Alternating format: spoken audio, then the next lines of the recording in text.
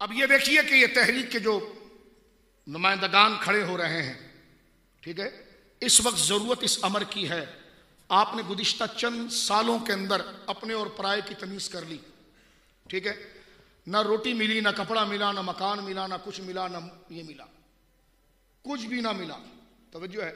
लेकिन आपको चाहिए कि आपने सच्चों का पहले भी उनका इम्तिहान लिया और वो अपने इम्तिहान में वो कामयाब भी हुए।